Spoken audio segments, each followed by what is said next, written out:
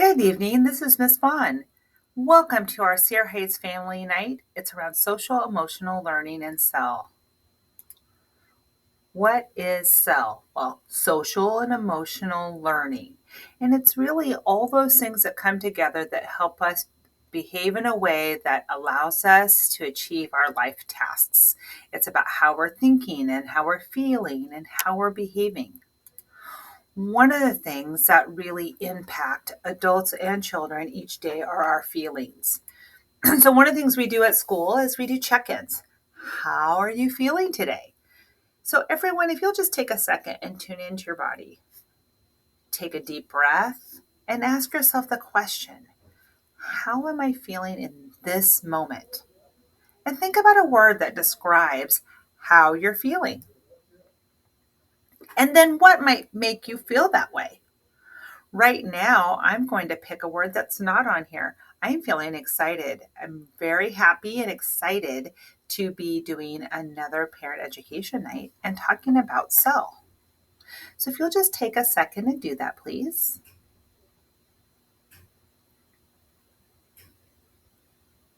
And maybe talk with the people at home. What are you feeling right now? What's a good word to describe it? And what might be causing that to happen? At school, we often have students do a check in on their feelings. We use something called the zones of regulation that talk about feeling zones. Blue, green, yellow, red, each one of them have a number of feelings that fall under them. So blue might be sad or tired. Green could be happy or really focused and ready to learn. Yellow could be very worried, or it could just be feeling silly or excited. And red could be really mad or out of control, or I just need some space. All feelings are valid. How somebody is feeling in a moment is how they're feeling.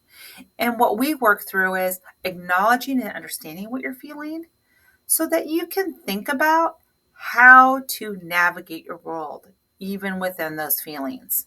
And sometimes use strategies to maybe work on helping your brain be able to focus on work, even though you're feeling a little bit frustrated or mad. One of the things that we do is say, once you've figured out what you're feeling, you might do different things like take a 5-minute break, relax, write some things in a journal, find somebody that you love and you want to connect with.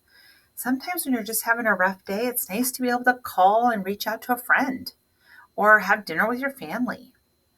You can think about the physical things you can do for self-care, emotional, social, and potentially spiritual. All of those things, those self-care techniques can help you navigate your world and your feelings. And if we think about, as an adult, if we have a really tough morning, um, breakfast gets burned, kids are running late, we start to feel really stressed out and kind of worried, we know that that can impact how the rest of our day goes. It's the same with our students and your children. If they're having a late morning and they're rushing around, so taking time to stop and breathe, think about what you're feeling, think about why it's happening, and try a strategy to calm your body will make it easier for you to go on with your day and will make it much easier for your child to go on with their day. What is social emotional learning? Well, the thing about social emotional learning, it's a process for where we start to understand and build awareness about what emotions we have and how we manage them. Maybe it's around setting our goals. It's connecting and making relationships. It's making and responsible decisions in your life. We don't just grade SEL, it's a continuum. It's an approach for how we intentionally look at what students can do. And it helps us support education by just really looking at the whole child, drawing attention to that nature of learning, a belief that all kids can do well and learn, and that we can build skills and improving relationships so that we can continue to learn and grow. But just like everything, social emotional learning starts at home and then continues at school. You are always going to be your child's first teacher, whether it's academics, letters, words, books, uh, learning to walk, learning to talk, all those things. You're the first teacher, and SEL also. And navigating your emotions and feelings at home is really important because then when kids are moving into school, then they're trying to navigate their feelings and emotions in a way bigger group of people, a much larger community, and to really understand how to do that. Why do we focus it on school? Well, the reason we focus on it at school is because we want kids to be as successful as possible and be able to navigate their world. So if we know that they're coming in with feelings that are unmanaged or they're really stressed out, it can interfere with their ability to learn. And so by really learning how to understand your emotions, how to build relationships, and all those things, kids can be the best version of themselves and really be ready to learn. One of the ways we do that is through growth mindset. You'll see two heads here. One says growth mindset and one says fixed mindset. Growth mindset is that mindset that says you persevere even when things are hard. When you put in big effort, you can learn new skills. If you make mistakes, it's okay. That's where the best learning comes in. It's like when I get feedback, I can actually grow and grow and grow. That's our focus. Fixed mindset is the opposite of that. It's when we avoid challenges because we don't want to make mistakes, where you really ignore feedback that you get from others.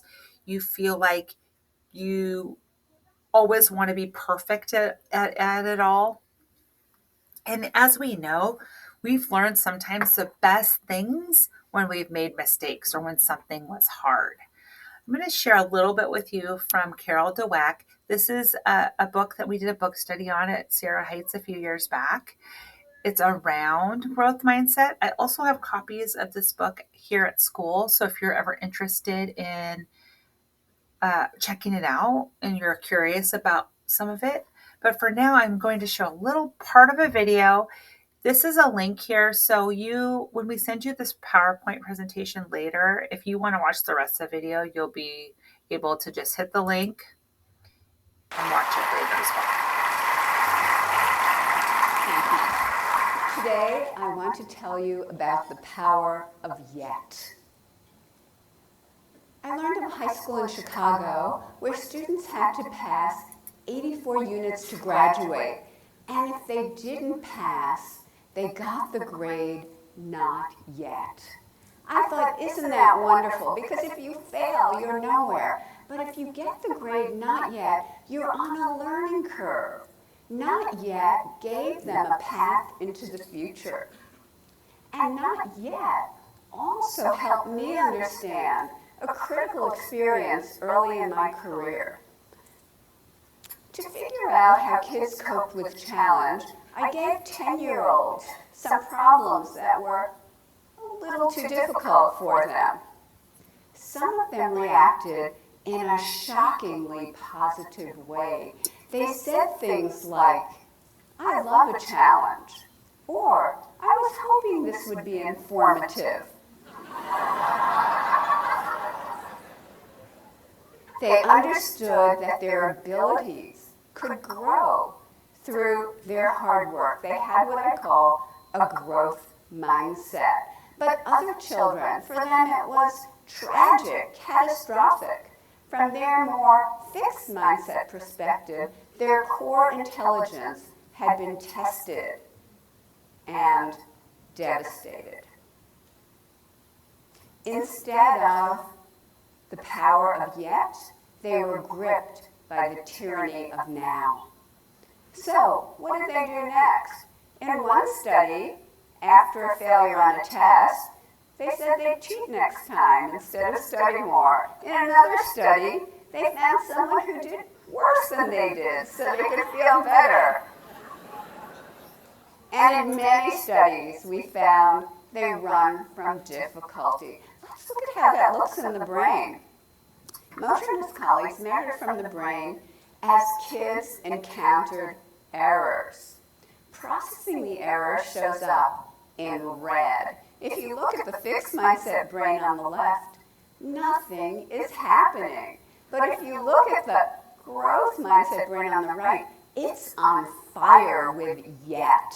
They're processing the error deeply, learning from it, and correcting it. So, how are we raising our kids? Are we raising them for now or for yet? Are they focused on the next A or test score instead of dreaming big, instead of thinking about what they want to be and how they want to contribute to society? And if they are too focused on A's and test scores, are they going to carry this with them into the future? Maybe because many employers are coming to me and saying, we've already created a generation of young workers who can't get through the day without an award. So, what can we do? How can we build that bridge to yet? First, we can praise wisely.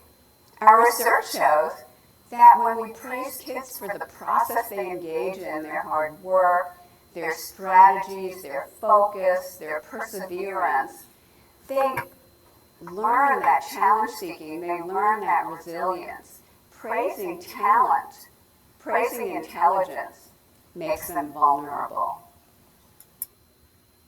All right. So when we come back to this, here's the thing about the growth mindset. When we say things like, oh my goodness, you're so smart, what kids will sometimes hear is not only am I smart, but that also means I can be dumb because it becomes really black and white. It says this or this or this, instead of I'm going to really focus in on the process and my learning and how I've been thinking about how to solve a problem.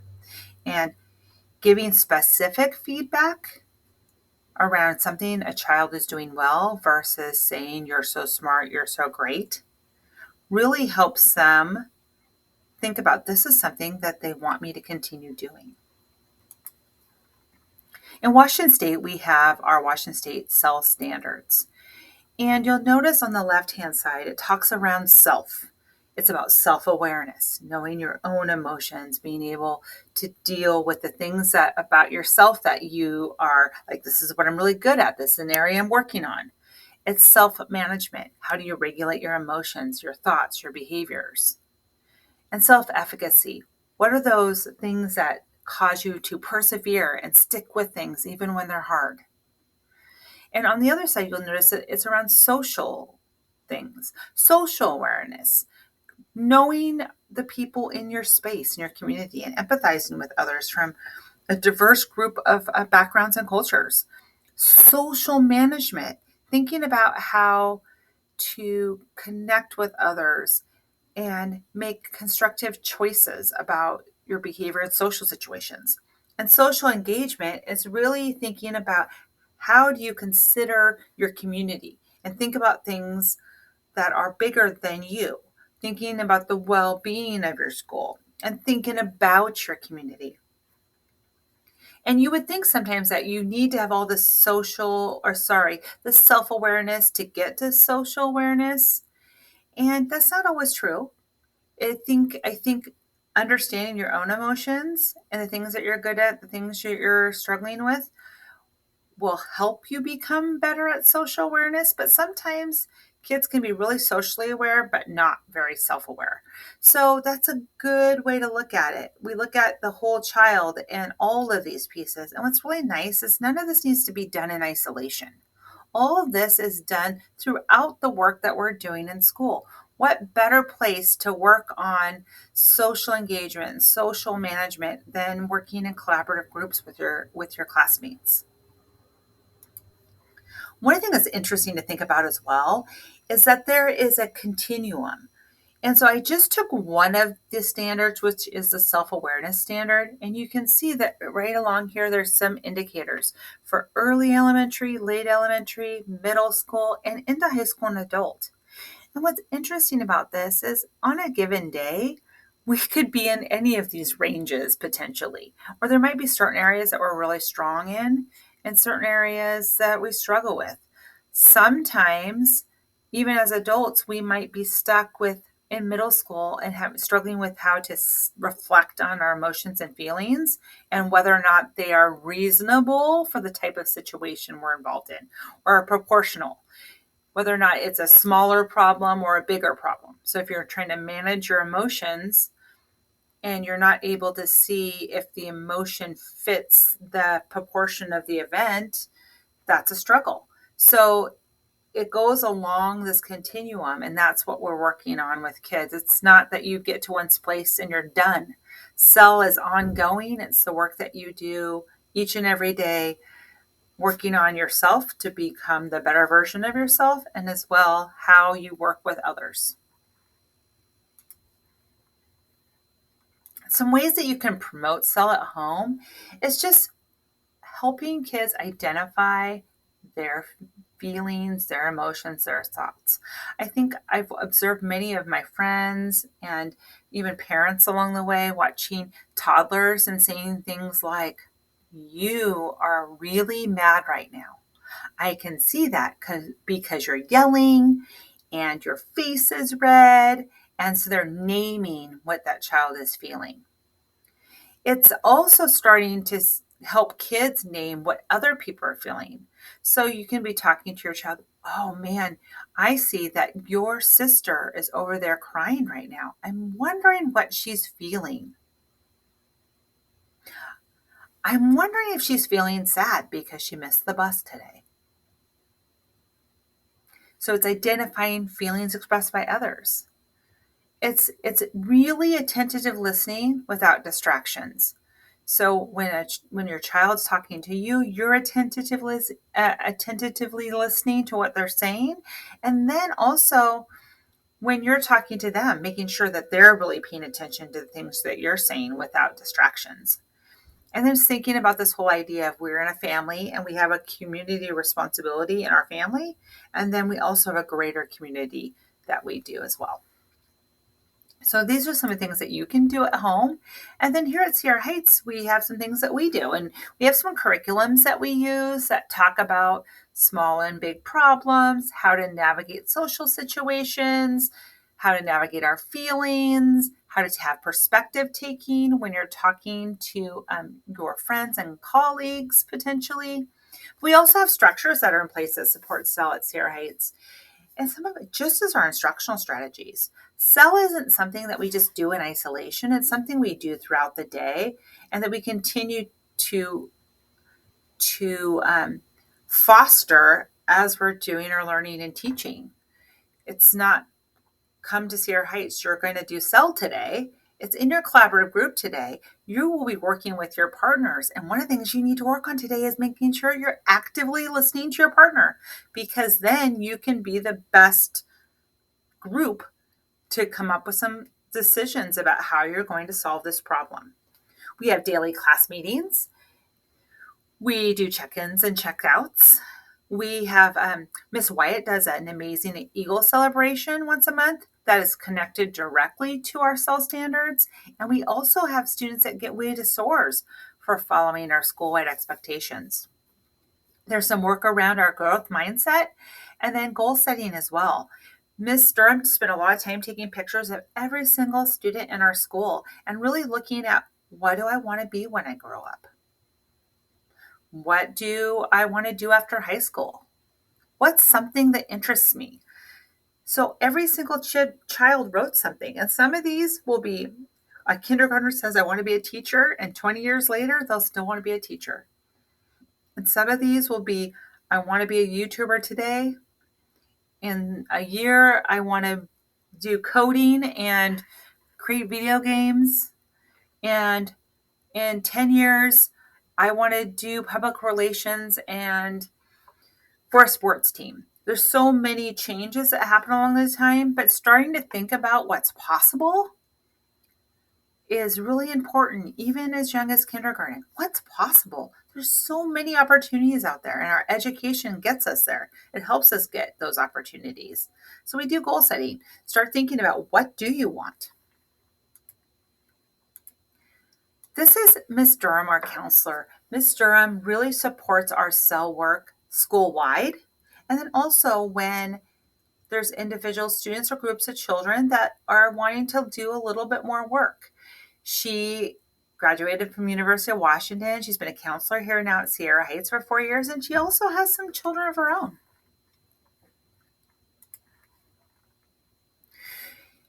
If you want to reach the counselor, students know how to do this.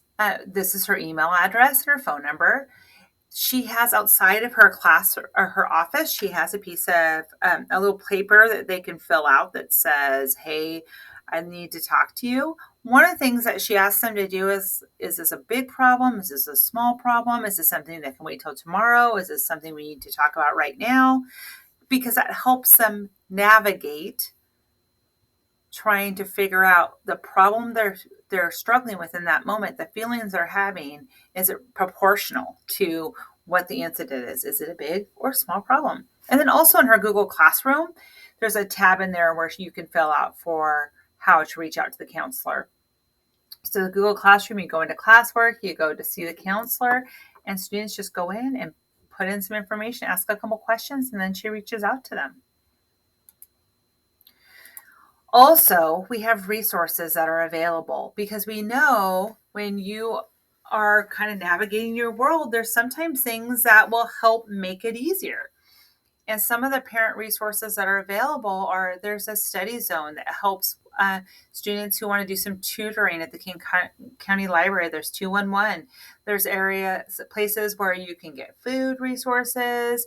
If there's something with domestic violence in your family, if you need clothing or toiletries, we have lots of options of things that you can reach out to. And then if you have more questions, also, if you go into her parent resource tab in her Google Classroom, Miss Durham's, you'll find more information there. And then right down here, there's a link. And this link goes to our Washington State website. So it also has information about things around, if you're think your child's struggling with some mental health or having some other concerns, are feeling lonely or stressed out, there's Washington to Listen. So just more resources that are available. And I just really want to say again, thank you for coming today. A lot of the information that I shared came from our OSPI website, and it's right here. It's really important information, and I linked it because I want you to be able to go back. But really, again, what I'd like to just make sure that everyone understands is that SEL isn't something we do. It's something that we continue to grow at all the way until late adulthood. We're always trying to grow and be reflective and think about how to be the best versions of ourselves. So this is just the start. Thank you all for coming this evening, and we will talk soon.